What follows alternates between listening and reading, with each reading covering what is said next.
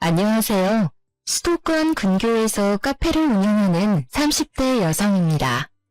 저는 나이가 같은 형님과 함께 살고 있고 카페 일도 같이 하고 있어요.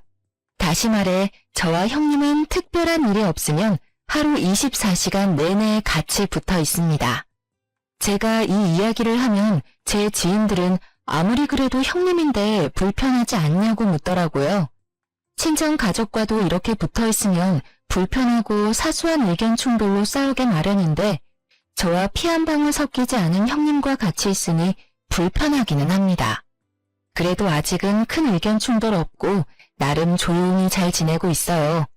사실 저와 형님은 얼마 전까지만 해도 연을 끊느니 마느니 할 정도로 사이가 정말 안 좋았습니다. 그런데 지금은 하루 24시간을 싸우지도 않고 같이 있다니 조금 의아하시죠? 저와 형님이 이렇게 된 이야기 들려드릴게요. 저와 형님은 고등학교 동창이고 제 남편은 저보다 2살 적은 연하남이에요. 처음에는 몰랐는데 상견례 자리에서 제 남편의 누나가 고등학교 동창임을 알았습니다. 우리는 고등학교 때 그다지 친하지는 않은 사이였지만 내심 동창이니 좀 편한 시댁이 되지 않을까 하는 기대를 했어요. 저희 부모님도 그랬고요. 그러나 저의 시집살이는 절대 평탄하지 않았습니다. 결혼 후 한 달 뒤, 그날은 며느리로서 맞이하는 첫 명절날이었어요. 저는 첫 명절이니 잘 보이고 싶은 마음에 한복을 곱게 차려입고 시댁에 찾아갔습니다. 첫 명절이라고 한복을 입고 온 거야? 애쓰는 건 알겠는데 한복이 틀렸어. 한복이 틀렸다니 무슨 소리야? 야, 이주희, 말 똑바로 못해? 나랑 너랑 고등학교 때는 친구였어도 지금은 내가 너 형님이야. 존댓말 써야지 어디서 지금 반말을 찍찍 뱉어대? 미진이 말이 맞아. 아무리 너희들이 같은 학교 동창이었어도 이제는 상황이 달라. 주희 너는 이제부터 미진이한테 꼬박꼬박 존댓말 써가며 형님 호칭 똑바로 붙이도록 하렴. 그래야지 친척들이나 남들한테 싫은 소리 안 들어. 알겠니?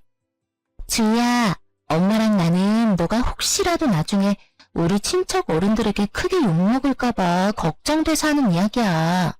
그니까 이제 절대 여기 시댁에서는 나는 물론 우리 동생에게도 반말하지 마. 알겠어? 우리 친척분들 그런 거 정말 싫어하셔. 알겠지? 뭘 이런 거 가지고 애를 혼내?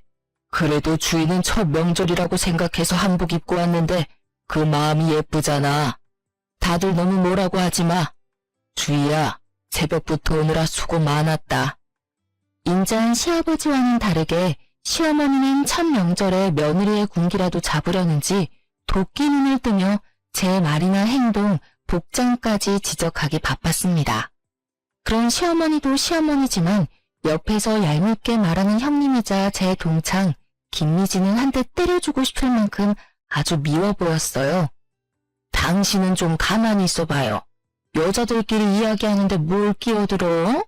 그냥 아무 말 말고 들어가서 잠이나 자요. 유일한 제 편인 듯했던 시아버지는 시어머니의 성화에 아무 말도 못하고 큰 방으로 들어가 버렸습니다. 남편은 잠깐 주차장에 짐 가지러 간다더니 하망차사였고 저는 그저 이 상황이 너무 불편했어요. 지금 할 음식이 얼마나 많은데 불편하게 한복을 다 입고 와? 게다가 한복도 그게 뭐니? 너는 노기 홍상도 몰라? 갓 결혼한 사람은 녹색 저고리에 붉은 치마를 입어야 한다는 거. 그래, 맞아. 한복을 입으려면 제대로 입고 와야지. 네 한복만 보면 새색시가 아니라 무슨 파티장 가는 사람인 줄 알겠어. 아, 맞다. 너 고등학교만 졸업했지? 그래서 노기 홍상이라는 단어도 모르겠네. 얼른 옷이나 편한 옷으로 갈아입고 와. 왜 시키지도 않은 짓을 해서 이렇게 사람 정신 사납게 만드는지 원. 빨리 이 옷으로 갈아입고 나와라. 할 일 많다. 시어머니는 저를 창고방으로 밀어넣으며 몸빼바지에 목이 늘어난 티셔츠를 던져주셨습니다. 저는 기껏 예쁘게 차려입고 왔는데 칭찬은커녕 구박이나 듣고 있으니 너무 속상했어요. 시어머니가 던져주신 옷으로 갈아입으며 앞으로 시댁에서 무시당하지 않고 살려면 정신 똑바로 차려야겠다고 생각했습니다. 옷을 다 갈아입고 나오니 형님이 제 앞에 천조가리를 하나 던졌어요. 자, 이거 선물. 네 몸빼바지랑 잘 어울리겠네. 이거 입고 열심히 부침개도 부치고 요리도 하고 설거지도 해. 넌 이 집의 며느리니까 당연히 그렇게 해야 하는 거 알지? 형님이 던져준 천조가리는 바로 앞치마였는데 이미 김치 국물이 여기저기 묻어 있었고 세탁도 전혀 하지 않았는지 이상한 냄새까지 났습니다. 지금 누나한테 이게 뭐하는 짓이야? 아침에 한복 입고 왔는데 그 옷은 또 뭐고? 누나? 네 누나는 나야. 어디서 지금 누나라 그래? 그냥 이 와이프 이름 부르든가 아니면 아내라고 호칭해. 너도 고졸 출신인 제 딸아 무식해지냐? 형님은 큰 목소리로 제 남편을 구박했고 그 덕에 잠깐 방에 들어가셨던 시부모님까지 다 거실로 나오셨습니다. 다들 첫 명절부터 왜 이리 소란이냐? 대체 미진이 너는 왜 주의를 그렇게 못 잡아먹어서 한달이야? 그게 아니라 미진이가 주희한테 시댁에 대한 예의를 알려주는 거지. 첫 명절에 그렇게 화려하게 꾸미고 오는 새댁이 세상 천지에 어딨어?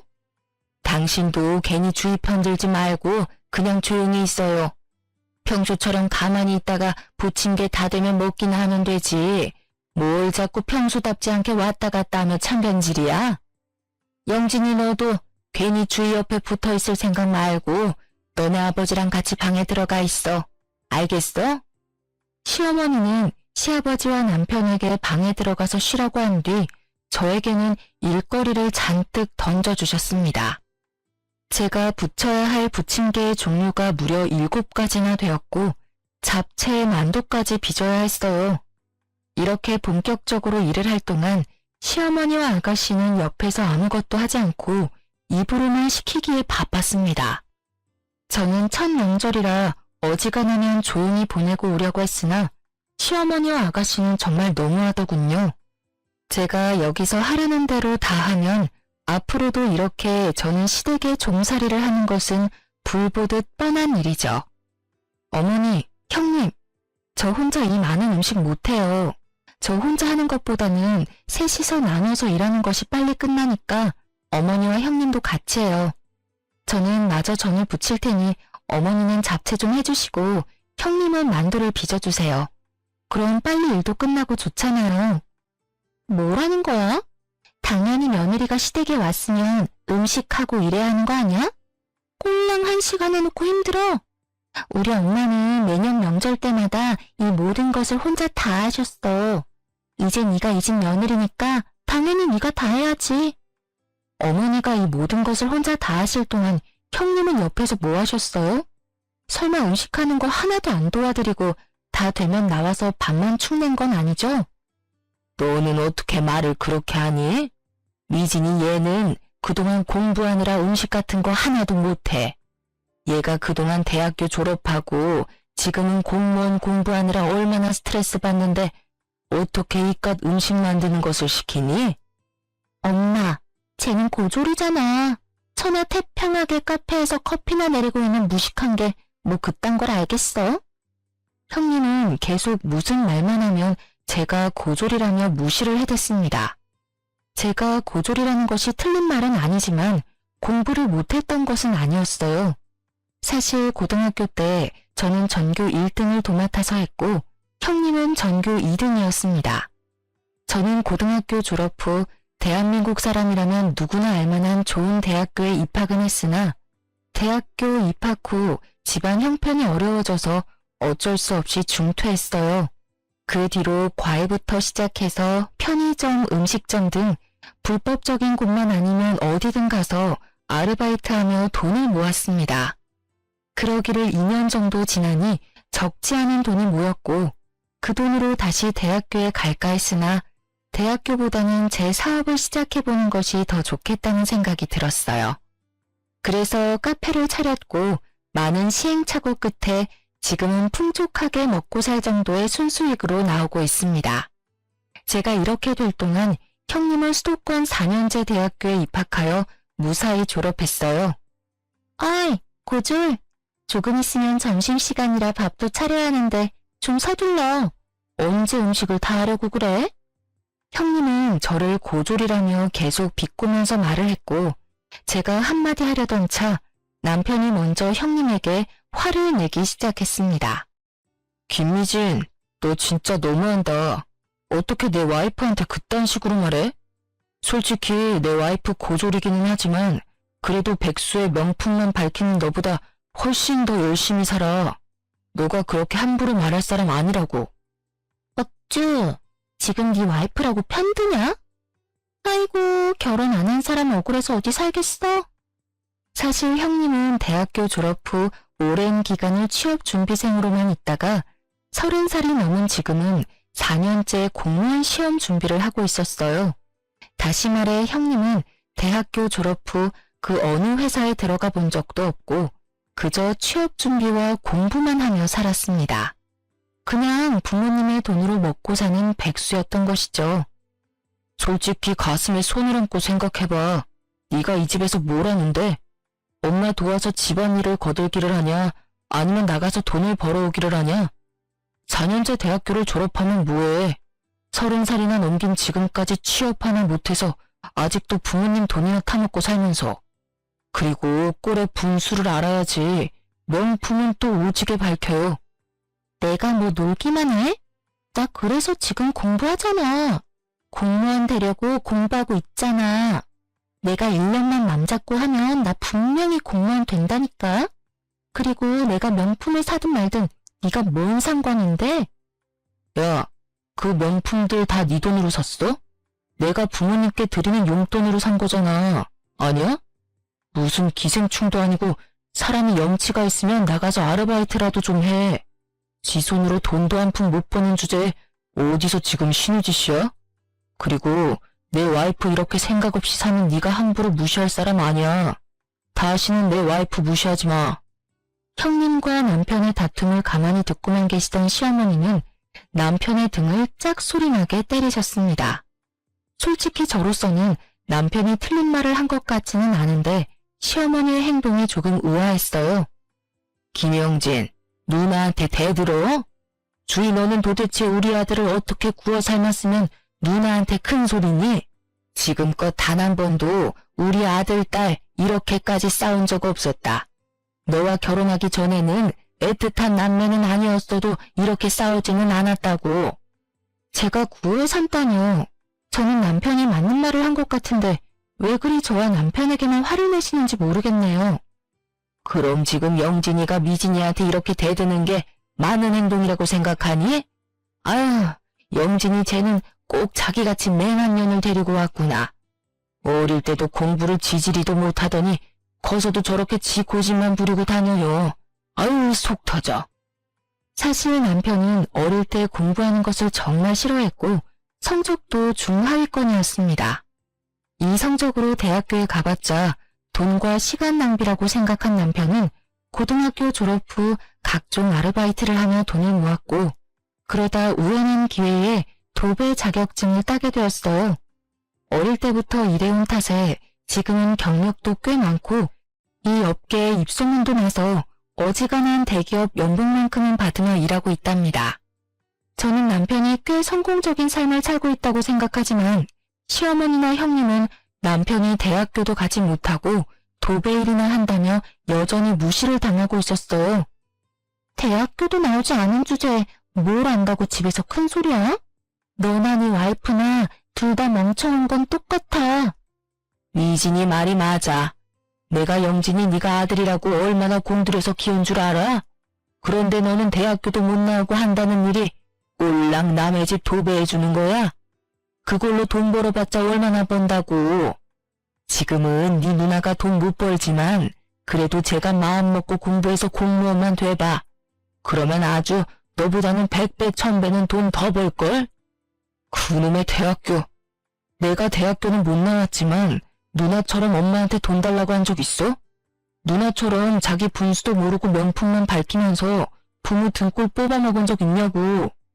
나 정말 고등학교 졸업 이후로 단 한 번도 엄마한테 10원 한 장 받은 적 없었고 오히려 내가 꼬박꼬박 용돈 보냈어. 그런데 그 잘난 대학교까지 나온 누나는 여전히 백수야. 여전히 엄마 등쳐먹고 살면서 명품이나 밝히는 철없는 백수라고. 세상 사람들에게 물어봐. 내가 더 나은지 아니면 누나가 더 나은지. 시어머니와 남편의 대화는 점점 더 격해졌고 그 이야기를 듣고 있는 저도 화가 많이 났습니다. 사실 저도 대학교 입학은 했지만 결국엔 남편처럼 졸업은 못한 고졸이잖아요. 고졸인 남편을 무시하는 것은 꼭 저를 무시하는 것만 같았습니다. 명절이고 뭐고 다 필요 없어. 누나, 가자. 이딴 집구석 이제 다시는 오지 말자. 남편은 화가 많이 나서 제 손을 잡아 끌고 가져온 짐을 챙기기 시작했습니다. 시어머니와 형님은 남편을 말리기 시작했고 시끄러운 소리에 방에서 주무시던 시아버지까지 나오셨어요. 이게 지금 뭐하는 짓이야? 기분 좋은 명절날 왜 싸움박질이나 하고 있느냐고. 누나가 왜 아직도 지 앞가림 못하고 저러고 사는지 알아요? 두 분 다 누나만 오냐오냐 해줘서 저렇게 생각 없이 자란 거예요.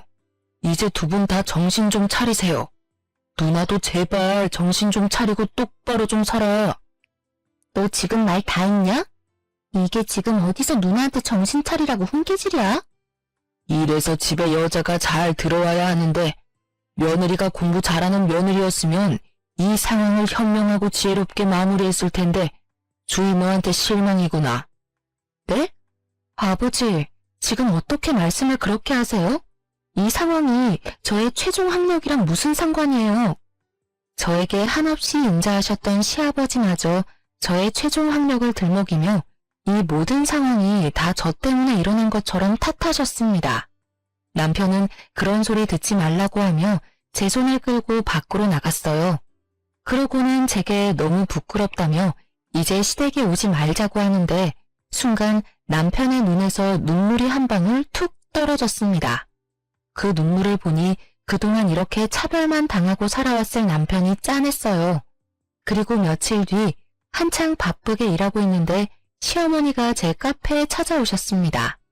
시어머니는 생각보다 큰 규모의 손님도 적지 않은 것을 보고 놀란 표정을 지으셨어요. 생각보다 카페가 크고 손님도 많구나. 명절에는 나나 미진이가 조금 과한 것 같았어.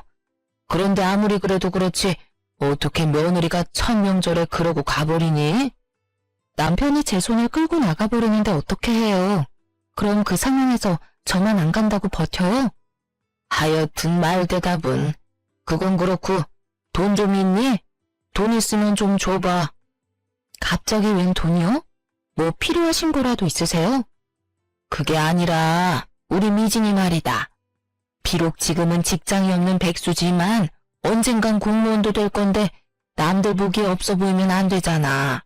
옷, 가방, 신발 다 명품인데 미진이가 자동차가 없어. 그래서 이번에 미진이한테 외제차 한 대 사주려는데 너가 돈 좀 줘. 시어머니는 당당하게 형님이 자동차를 사야 하니 돈 좀 달라고 하셨습니다. 일반 중고차를 사달라고 해도 기가 막힐 판국에 저도 못 끌고 다니는 외제차를 사달라니 순간 제가 잘못 들었나 싶었어요. 형님 외제차를 제가 사라고요? 아무리 그래도 그건 아니죠. 제가 뭐 엄청난 갑부도 아니고 무슨 수로 외제차를 사요? 아니긴 뭐가 아니니? 세상에 딱 하나뿐인 너의 시누이를 위해서 그것도 못 해줘? 그래, 지금은 돈 아깝다고 생각할 수 있어. 그런데 우리 미진이가 이악 물고 공부해서 공무원만 돼봐. 그럼 설마 외제차 사준 너를 모른 척 하겠어? 외제차가 한두 푼도 아니고 어떻게 쉽게 사줘요. 그리고 자동차를 끌고 다니려면 면허증이 있어야 하는데 면허는 있어요? 형님 면허증 없는 거로 알고 있는데요. 이번에 필기시험 보긴 봤는데 떨어졌나 보더라. 그래도 고등학교 때 전교 2등까지 한 아이니 다음엔 붙겠지. 아직 운전면허증도 없으면서 무슨 외제차예요. 그리고 저는 형님이 면허증이 있어도 그 돈 절대 못 보태요. 솔직히 우리 집 형편 너도 잘 알잖아. 우리 집에서 미진이한테 그래도 외제차 사줄 능력 되는 사람 너랑 영진이 뿐이야. 무조건 안 된다고만 하지 말고 좀 긍정적으로 생각해봐. 사람이 어쩜 그렇게 비관적이야? 대학을 안 다녀서 그런가? 아무튼 너가 돈 보태주는 걸로 알고 난 이만 가보마. 사실 시댁은 형편이 넉넉하지가 않았습니다.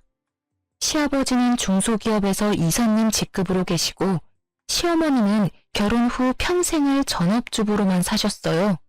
그런데 요새 경기가 좋지 않다 보니 시아버지의 월급이 제때 나오지 않은 상황이었고 그래서 시댁의 형편은 안 그래도 좋지 않은데 더 어려워졌습니다. 저와 남편은 그나마 잘 벌어서 조금씩 생활비를 보태주고는 있으나 아무리 그래도 형님 외제차를 사달라고 하시는 어머니의 말씀은 도무지 제 상식으로는 이해가 가지 않았어요. 그렇게 시어머니는 제 속을 뒤집어 놓고 나가셨고 저는 생각할수록 어이가 없어서 그저 냉수만 들이켜고 있었습니다. 그러고 있는데 카페에 제 고등학교 동창인 수진이와 민희가 놀러왔어요. 이 친구들은 둘 다 결혼해서 어린 아이들을 키우며 살고 있고 한 달에 한 번꼴로 제 카페에 찾아와 꼬박꼬박 매상을 올려주고 있습니다. 친구인이 돈을 받지 않겠다고 해도 이런 돈은 반드시 다 받아야 한다며 기어이 1원 한 푼도 빼놓지 않고 다 계산하고 가는 고마운 친구들이랍니다. 저는 마침 손님이 없어서 수진이와 민희와 함께 수다를 떨다가 명절 이야기가 나왔어요. 주인은 이번 첫 명절 어땠어? 미진이가 잘해줘? 말도 마. 아주 말끝마다 고졸이라면 나를 무시하는데 화가 너무 나더라. 걔가 널 무시해? 하긴 걔가 고등학교 때 전교 2등이어서 전교 1등인 너를 무지 싫어했잖아. 그래서 신우짓이라도 하고 싶었나 보네. 그런데 걔는 뭐하고 살아? 결혼은 했어? 아니면 회사 다니나?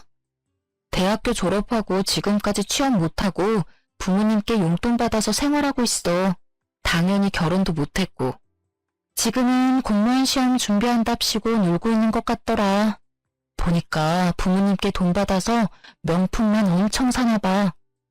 나이 30 먹고도 부모님께 용돈 받는 사람이 있다니 여러모로 대단하네. 시어머니는 어떠셔? 시어머니도 완전히 김미진 편이지. 사실 조금 전에 시어머니 왔다 가셨는데 나한테 세상에 딱 하나뿐인 신우의 외제차를 사달란다. 나도 못 끌고 다니는 외제차를 내가 사줘야 하는 거니? 네가 왜 미진이 걔 차를 사줘? 게다가 외제차? 외제차가 네 집 개 이름도 아니고 그걸 어떻게 사줘? 정말 너무하시네. 근데 웃긴 건 우리 형님 말이다. 운전면허도 없어. 심지어 이번에 면허 필기 시험에서 뚝 떨어졌어. 우리 셋은 한참을 신나게 이야기하고 있는데 갑자기 미니가 옆을 보며 당황하는 표정을 지었습니다. 미니의 시선을 따라가 보니 거기에는 형님이 화가 잔뜩 난 표정으로 저를 두리번거리며 찾고 있었어요. 그러다 형님과 제가 눈이 마주쳤고 형님은 바로 저한테 다가왔습니다. 야, 너 우리 엄마한테 내 차 못 사준다고 했다며? 이진이 오랜만이다. 잘 지냈어? 기둥 뒤에 가려져서 못 봤네. 너희 셋은 아직도 연락하며 지내? 나야 뭐 그럭저럭 잘 지내지 뭐. 온 김에 우리 커피나 한잔 하자. 그래도 우리 다들 고등학교 동창인데 커피 한 잔은 할 수 있지? 수진이와 민희는 형님을 자리에 앉혔고 저는 갑자기 단체 손님이 와서 더는 함께 할 수 없었습니다. 손님에게 커피와 디저트를 다 건네고 다시 수진이 민희에게 갔을 때는 뭔가 분위기가 묘하게 이상했어요. 수진이와 민희의 표정은 신났고 형님은 그 사이에서 표정이 일그러져 있었습니다. 내가 웃긴 얘기 하나 해줄게. 남편 회사에 34살인데 신입으로 들어온 여직원이 하나 있거든? 그때까지 뭐 했냐고 물으니까 글쎄 공무원 시험 준비하다 안 돼서 회사에 취업했다는 거 있지? 근데 들어보니까 좋은 대학교를 졸업한 것 같은데 계속 취업도 안 하고 공무원 시험 준비하며 부모님 등골이나 빼먹고 산 것 같더라고. 근데 집이 잘 사는 것도 아닌데 명품은 발끝까지 휘감고 다니더라. 지 주제를 알아야 되는데 또 꼴의 자존심은 높아서 부모님한테 외제차 사달라고 졸랐다 하더라고. 어머, 나이가 30살이 넘었는데도 아직도 정신을 못 차렸네. 일은 잘해? 그런 사람이 일을 잘하겠니? 이번에 회사에 외근이 많아지면서 회사에서도 운전면허 따라고 했는데 필기시험도 떨어졌다더라. 자기 말로는 대한민국 인류대학을 나왔다는데 필기시험을 떨어진 게 말이 되니? 그냥 생각 자체가 없는 사람인가 보다. 그 나이 먹도록 아직도 부모님 돈으로 살고 싶을까? 나라면 적어도 편의점 아르바이트라도 하면서 내 생활비는 벌었을 거야. 어머, 근데 미진아, 어디 아파? 표정이 왜 이렇게 안 좋아? 얼굴은 또 왜 이렇게 빨개? 열이라도 나나? 아니, 그냥 나 먼저 간다. 형님은 후다닥 나가버리고 그 모습을 본 수진이와 민희는 배꼽을 잡고 웃었습니다. 들어보니까 제가 손님 응대하느라 바쁜 동안 수진이와 민희가 계속 대화를 나누며 은근히 형님을 무시했나 보더라고요.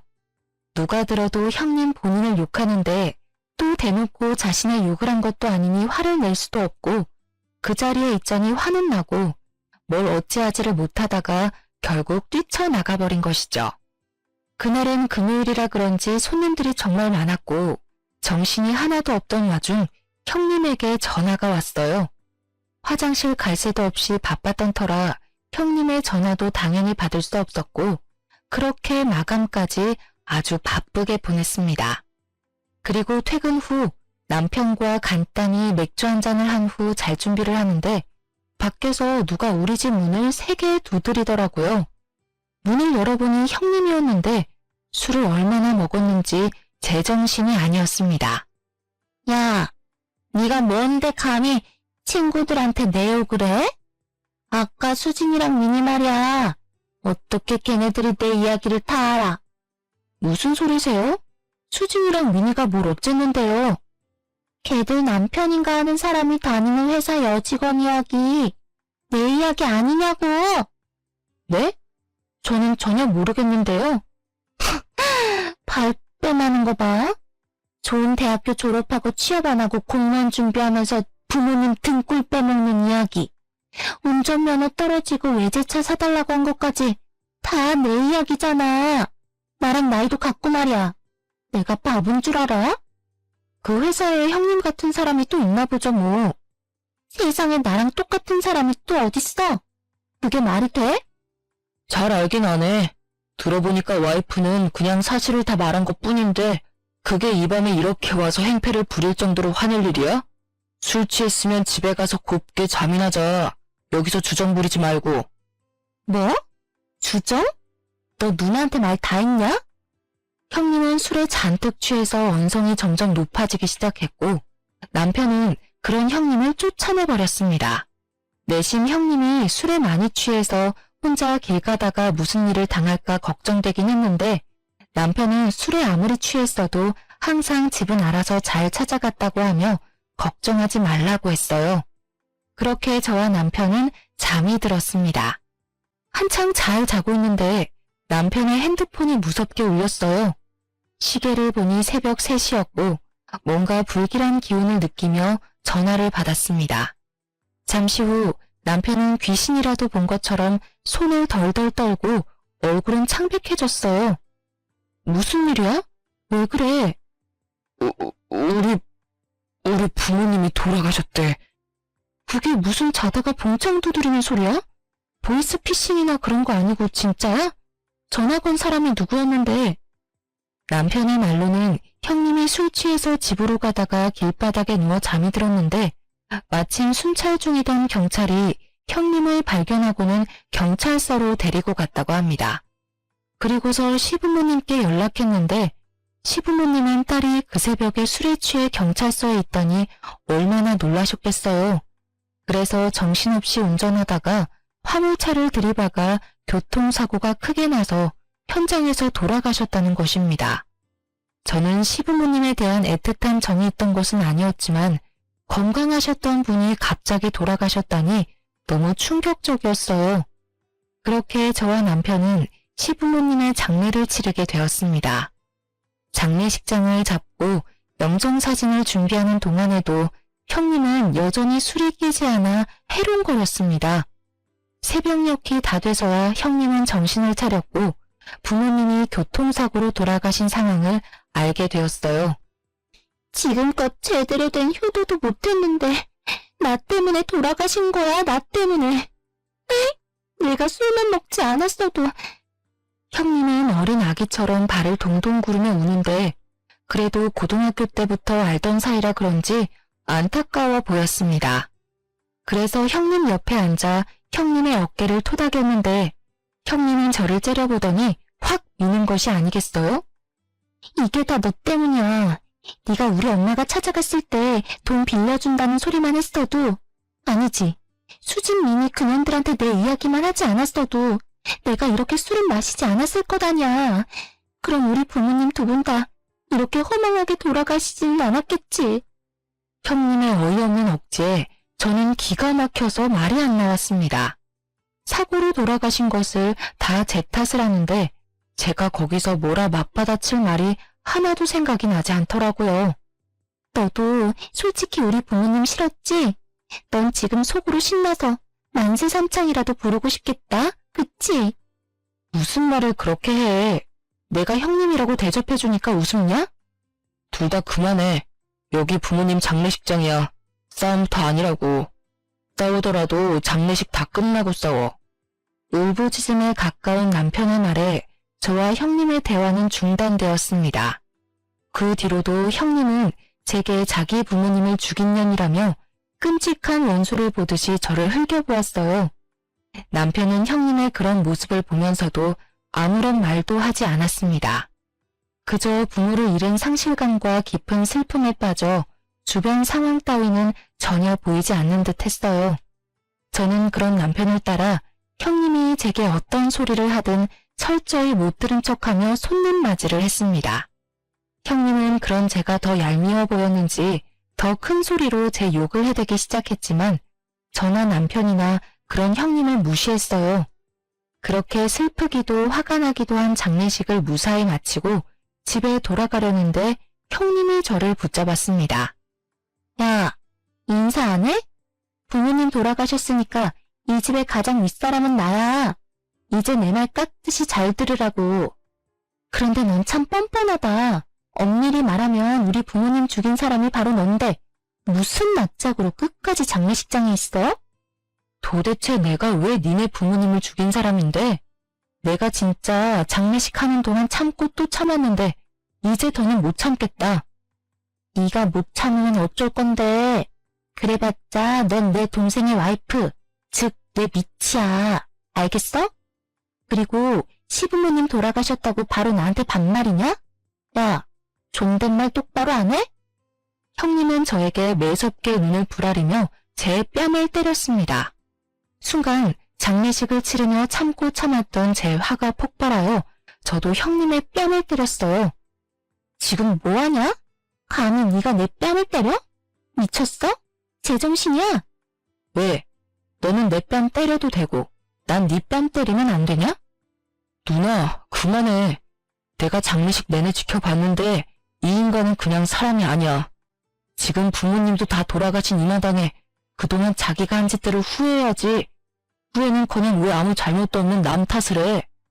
나 이제 친누나 없고 형제 하나도 없다고 생각하며 살 테니까 누나도 괜히 사람 같지도 않은 저 인간 때문에 스트레스 받지 마. 야, 니랑 전에는 이혼 도장 찍으면 남남이지만 너랑 나는 피가 섞인 남매야. 가족이라고. 그런데 어떻게 네가 그딴 식으로 말해? 가족도 가족다워야지. 네가 그러고도 인간이냐? 그렇게 부모님 등골 쭉쭉 빼먹고 항상 자기 탓은 안 하고 남 탓만 하고 살지. 어디 한번 계속 그렇게 기생충처럼 살아봐. 어디 얼마나 잘 먹고 잘 사나 내가 두고 볼게. 아니다. 그냥 알아서 잘 살아. 이제부터 우리는 남남이야. 알겠어? 이제 누나가 죽든 말든 신경 안 쓸 테니까 누나도 다시는 나한테 연락하지 마. 남편은 장례식 내내 참아왔던 분노를 터뜨리고는 다시는 보지 않겠다 다짐을 하고 집으로 돌아왔습니다. 그렇게 한 달 뒤 카페에서 일하고 있는데 형님이 제 카페에 찾아왔어요. 순간 장례식장에서의 일이 생각나 확 쫓아내버릴까도 생각했지만 무슨 말을 하러 왔나 궁금해서 일단 들어오라고 했습니다.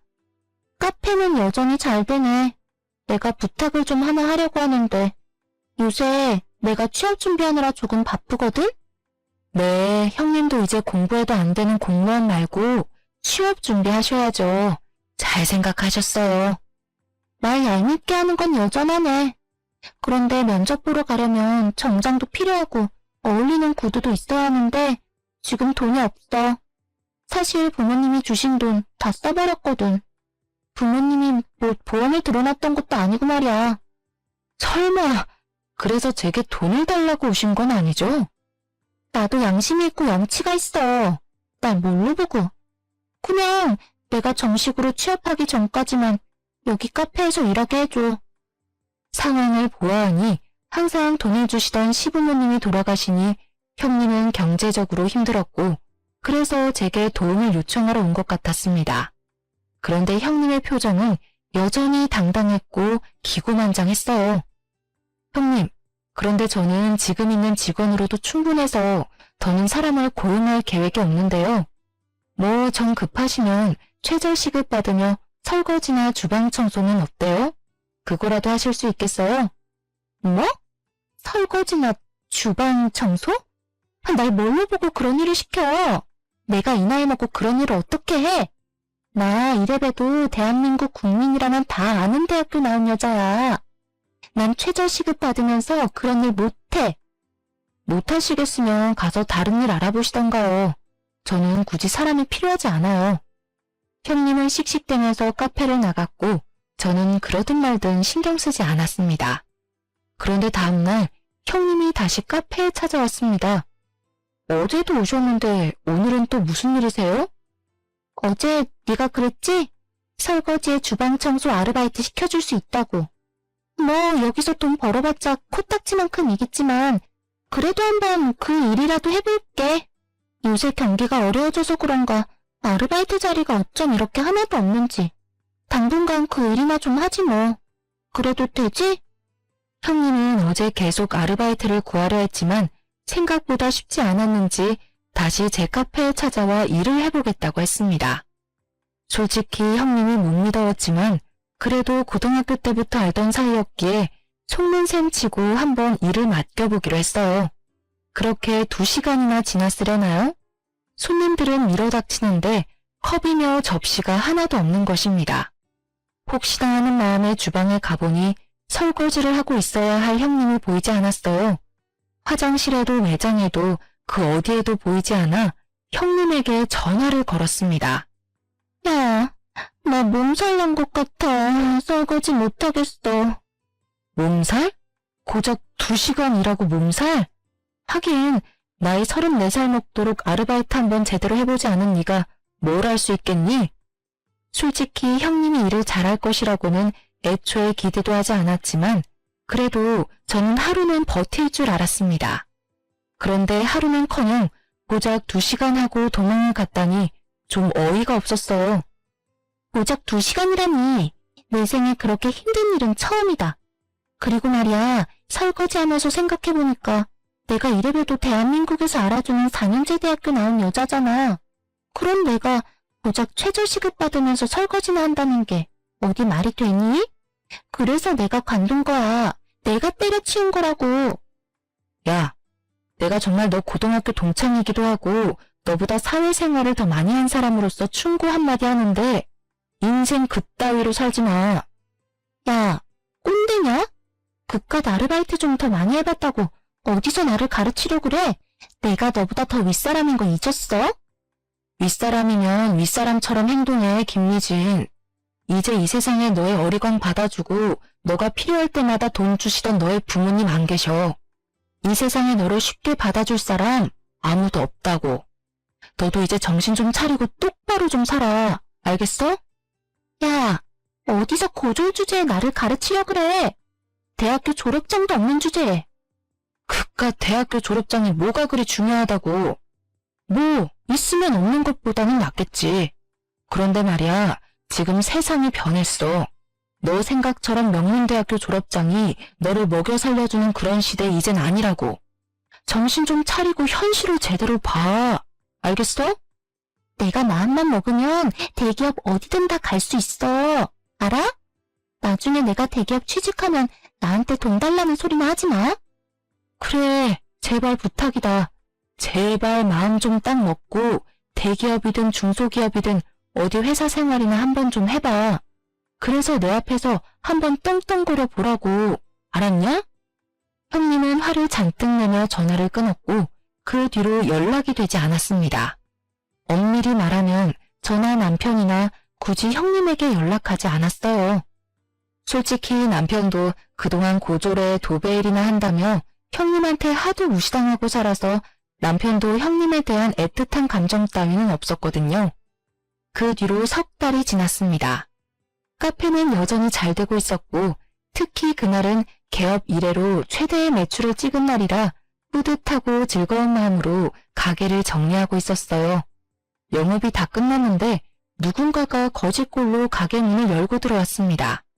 자세히 보니 형님이었어요. 주희야, 제발 나 좀 살려줘. 너무 배도 고프고 당장 잠잘 곳도 없어. 형님은 저를 보더니 대뜸 무릎을 꿇으면서 엉엉 울기 시작했습니다. 무슨 일인가 싶어 사연을 들어보니 지난 3개월간 회사에 가기 위해 이력서를 많이 냈지만 단 한 번도 면접 보러 오라는 연락조차 받지 못했다고 해요. 아르바이트라도 해보려고 했지만 평생 일 한 번 제대로 해보지 않은 사람이 무엇을 할 수 있겠나요? 당연히 갈 때마다 혼만 잔뜩 나다 쫓겨났다고 합니다. 당장 먹고 살 방법이 없어져서 집도 다 팔고 부모님의 돈으로 샀던 명품 가방도 다 팔고 찜질방을 전전하며 살았다고 해요. 그래서 말인데 나 오늘 너네 집에 가서 자면 안 될까? 정말 이제는 밖에서 노숙해야 할 판이야. 아무것도 없다고. 형님은 애처로운 눈빛으로 제게 부탁을 했지만 그동안 형님이 저를 무시했으니까 솔직히 같이 집에 가기 싫었어요. 남편에게 전화해서 물어보니 남편 역시 절대 안 된다고 하더군요. 그런데 또 여자인데 밖에서 자라고 할 수는 없으니 그냥 가게에서 자라고 하고 왔습니다. 다음날 저는 카페에 출근해서 깜짝 놀랐어요. 솔직히 그동안 형님의 행적을 보았을 때 카페에 엉망진창이 되어 있을 것으로 생각했습니다. 그런데 시키지도 않은 가게 청소에 정리까지 다 해놨더라고요. 그 모습을 보니 형님이 아주 약간은 철이 든 것으로 보여서 속는 셈 치고 형님에게 설거지 좀 해달라고 했습니다. 설거지? 알았어. 내가 할게. 또 시킬 일 있으면 뭐든 말만 해. 나 열심히 일할게. 쫓아내지만 말아줘. 형님은 제 말이 떨어지기가 무섭게 주방으로 들어가 컵과 그릇에 광이 날 때까지 설거지를 열심히 했습니다. 그 뒤로도 가게의 온갖 굳은 일을 도맡아 했어요. 그리고 4개월이 지난 지금까지도 눈땡이 한번 부리지 않고 아주 열심히 일하고 있답니다. 지금은 달라진 형님과 함께 우리 집에서 같이 생활하고 있어요. 사실 불편하기는 하지만 그래도 형님이 집안일도 잘 도와주고 있습니다. 그동안 형님에 대한 안 좋은 기억만 가득한 저와 남편이지만 이제 마음의 벽을 허물고 서서히 형님을 가족으로 받아들여 보려고 해요.